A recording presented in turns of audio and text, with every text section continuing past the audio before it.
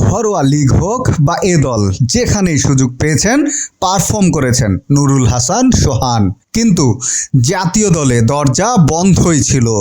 2023 সালের ডিসেম্বরের পর কোনো ফরম্যাটেই সুযোগ মেলেনি।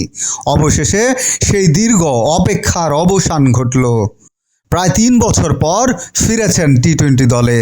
31 বছর বয়সী এই উইকেট রক্ষক ব্যাটার সবশেষ এই ফরম্যাটে খেলেছিলেন 2022 সালের নভেম্বরে অস্ট্রেলিয়ার মাটিতে টি-20 বিশ্বকাপে। টপ অর্ডারের আরেক ব্যাটার সাইফ হাসানেরও প্রত্যাবর্তন হয়েছে। প্রায় 3.5 বছর পর জাতীয় দলে ডাক পেয়েছেন তিনি। এর আগে 2023 সালের অক্টোবরে এশিয়ান গেমসে খেললেও সেটি ছিল মূলত এ দলের ব্যানারে। তবে ঘরোয়া লিগে দুর্দান্ত পারফর্ম করে সুযোগ পাওয়া নাঈম শেখ তার দ্বিতীয় জীবনকে কাজে লাগাতে পারলেন না।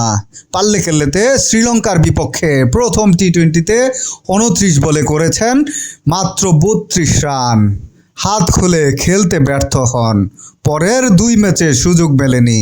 ঘরের মাঠে পাকিস্তানের বিপক্ষে 2 ম্যাচেও ব্যাট হাতে ব্যর্থ করেন মাত্র 3 আর 10 রান।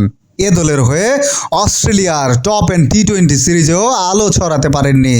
মেলবোর্ন স্টার্সের বিপক্ষে 21 বলে করেছিলেন মাত্র 19 রান। ফলাফল এশিয়া কাপের দল থেকে বাদ নাঈম শেখ। নির্বাচকদের আস্থা হারিয়েছেন, দ্বিতীয় জীবনের সুযোগ হেলায় হারিয়েছেন বাঁহাতি এই ওপেনার। একদিকে 3 বছর পর জাতীয় দলে প্রত্যাবর্তনের স্বপ্ন পূরণ, অন্যদিকে হারানো সুযোগের বেদনা। বাংলাদেশের ক্রিকেট অঙ্গনে 2 বিপরীত গল্প।